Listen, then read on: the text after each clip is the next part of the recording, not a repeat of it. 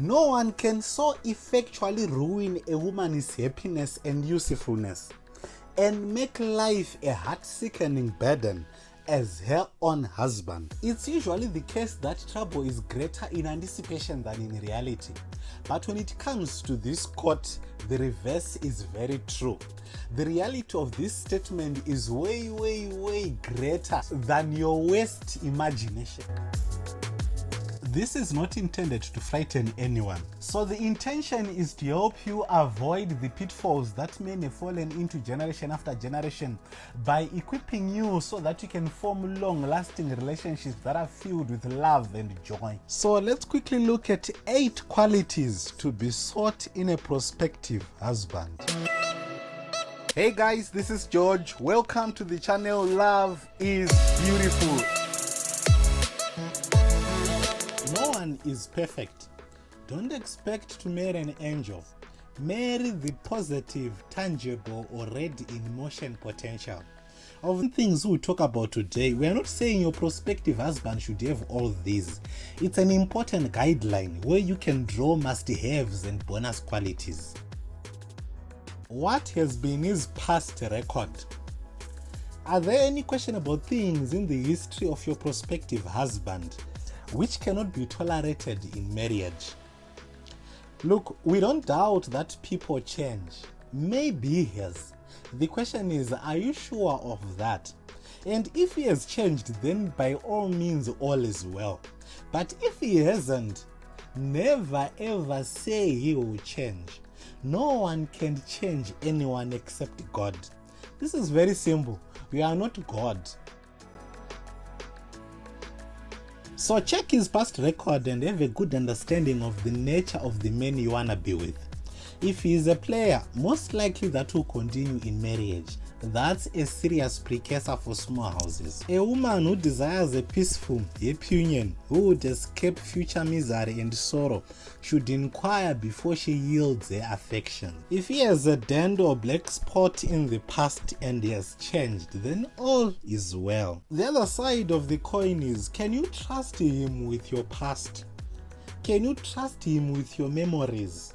You don't need someone who punishes you for your past. So the question is, can he handle your past?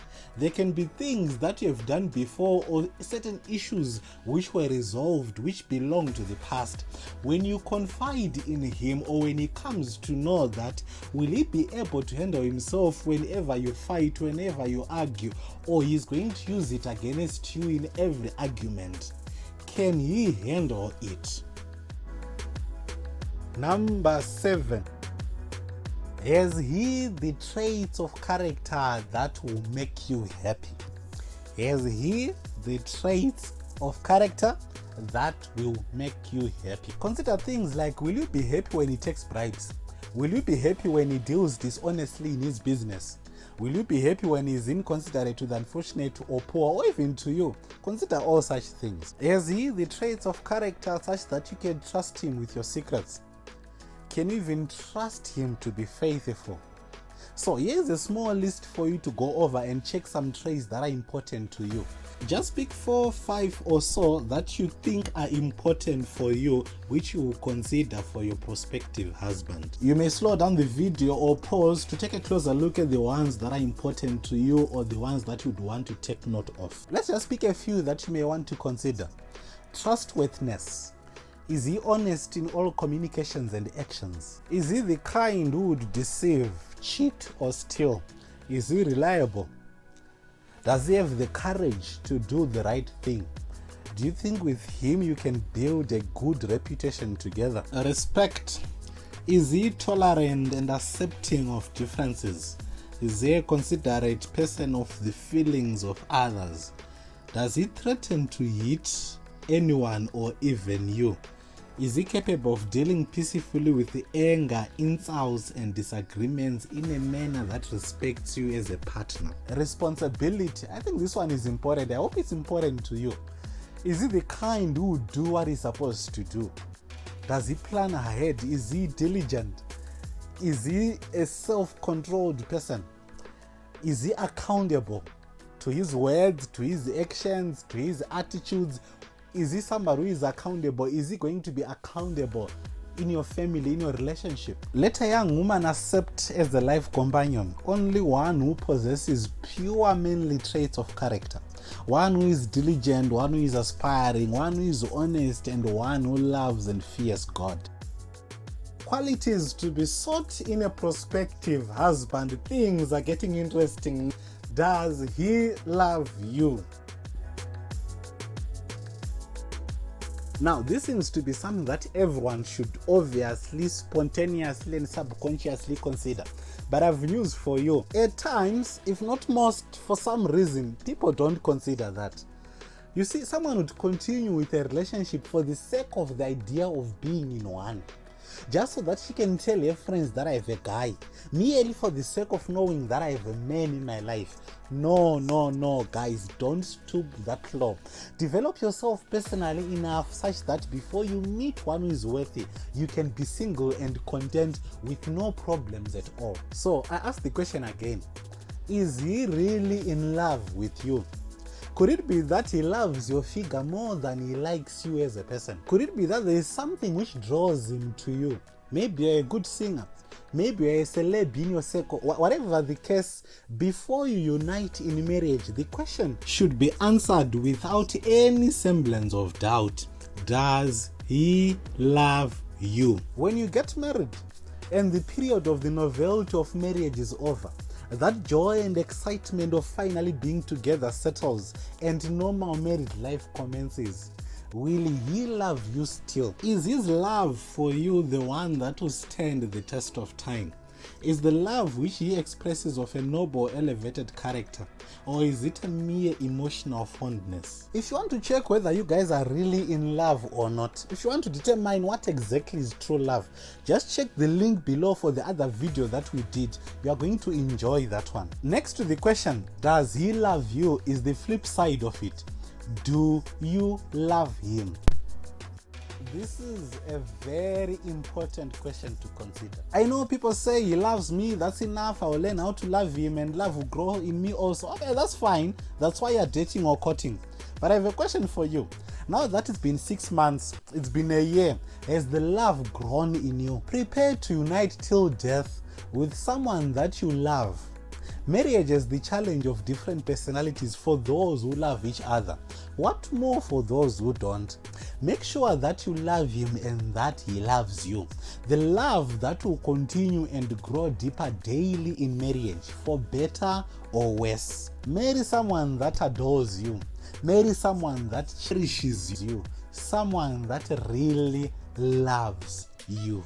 If you are getting value so far, please click the like button. Will you be allowed to preserve your individuality, or your judgment and conscience must be surrendered to the control of your husband? Neither the husband nor the wife should attempt to exercise over the other an arbitrary control. Do not try to compel each other to yield to your wishes. You cannot do this and retain each other's love. So neither the husband nor the wife should merge his or her individuality in that of the other. The wife is to grace the family circle as a wife and companion to a wise husband. Here guys, I'm not talking about anything that takes away the issue of love and submission. That's a topic for another day. I'm talking about a love relationship which is now moving to become a master-servant relationship because the individuality of the wife has been surrendered to the husband. So as you are in courtship with your boyfriend or hubby-to-be, so to say, it's not merely about Valentine's Day, birthday presents, etc., etc. Consider such vital aspects. Is he of the caliber that will allow the wife to preserve her individuality, or must her judgment and conscience be surrendered to the control of her husband? Individuality in every human being is the inherent God-given power to think and to do. Individuality is the uniqueness of every human being out of the 7.8 billion. Hear me out, guys. A woman that will submit to be ever detected to in the smallest matters of domestic life, a woman that will yield up her identity, will never be of much use or blessing in the world, and will not answer to the purpose of God in her existence. She is a mere machine to be guided by another's will and another's mind. God has given each one, men and women, an identity and individuality that they must act in the fear of God for themselves. Here is a recipe for success in marriages, which is determined to a greater extent while it's dating or courting. Even if a couple is to be married, give themselves to each other by a most solemn vow, and the two become one. Yet each has a separate identity which the marriage covenant cannot destroy. Although bound to one another, each has an influence to exert in family and in the world. The two are supposed to complement each other, not one to be an extension of the other. What do you think about this point, guys? Can you share your thoughts in the comment section below? I would want to go over them and really get what you guys think. And for those who haven't, please click the notification bell. That's the only way you can be notified whenever we upload another video. So subscribe and make sure to click the notification bell. Marry a friend. This one is very interesting and important. You should be friends. Now, I'm not saying a girl should check up a list of her friends and pick one of the males there as the husband. That's not what I'm saying. Although that would be interesting. Maybe a topic for another day. Tell me, guys, what do you think about this? Is it a good thing for friends to marry each other? Maybe you were friends from high school or from college. Just friends, you shared everything, and then you decide to marry each other. Is it a good idea? Will it form a good marriage? Tell me what you think on this one. What I mean is, your lover should be someone that you can play with, someone that you can joke around with, someone that you can simply have fun with. Number 4, can he provide? Figuratively speaking, a man is supposed to plant gardens and eat the fruit of them first before asking the hand of a woman in marriage. So I ask you a question. Before you marry him, has he eaten any fruit of his labor in any line of work? What are his short-term plans and what are his long-term plans? We are not saying don't get married because it's not working. We are simply saying put your house in order. Don't make irresponsible decisions in the name of love. Bills will need to be paid. Marriage is a responsibility, and there must be proof that a man can carry it before he enters into it. Number 3, shun one who is a lover of idleness. Pure joy is reserved for men and women that work.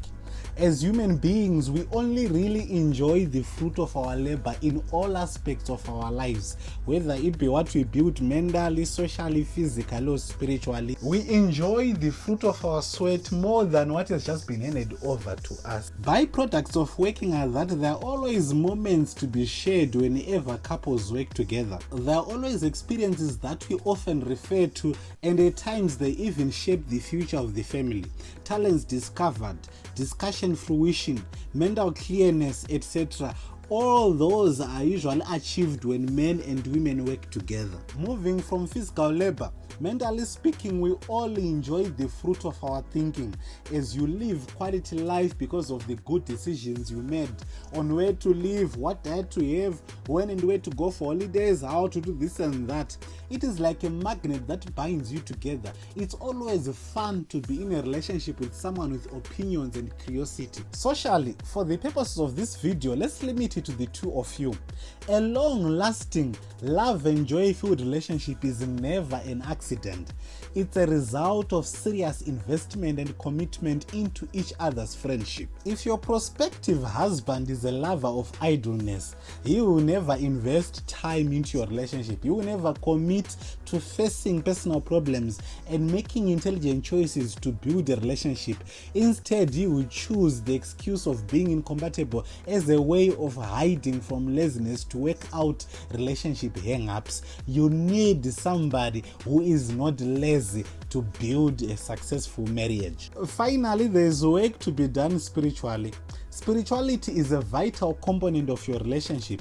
Even for those who are not religiously inclined, you have problems of changing value systems. Otherwise, for those building Christian homes, the closer both of you are gravitating towards God, the closer you are to each other. But if the other partner is not investing in spirituality, there is going to be a challenge. You would run into problems where one is jealous on account of religious obligations which are due to God and feel neglected by their partner for religious duties. Imagine a Christian home where the husband has no potential of having a clue as to why you are going to church, why that church, and even just to lead family worship at home. So I'm not saying your prospective husband should be a workaholic. I'm simply saying laziness is not a good ingredient for marriage. A relationship with partners that are not lovers of idleness is more immune to marital problems than the one with such. Now, the following points are counsels to those who believe in God. For those who don't, just follow along. You may appreciate one or two things. So here we go. Are you of the same faith? Different approaches to life based on religion is one of the major factors that drive partners apart. Hence, it is of paramount importance that you unite together with the one that believes what you also believe. The life of a Christian is altogether different from the life of one who is not. So if you're a Christian woman, or if you're looking forward to be one, ask yourself, will you be able to honor the Savior's claims as supreme in your life? Will body and soul, thoughts and purposes be preserved pure and holy in your marriage?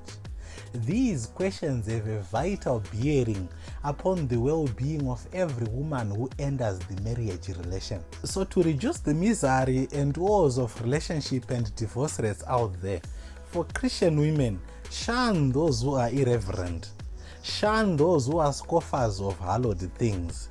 Don't listen to the proposals of a man who has no realization of his responsibility to God. So those were the 8 qualities to be sought in a prospective husband that we looked at today. We hope you got 1 or 2 lessons that are going to assist you in choosing a life partner wisely. All the best in your love. So make sure that you subscribe so that you don't miss any of our upcoming videos. And hit that notification bell so that you can be notified whenever we upload each and every new great video.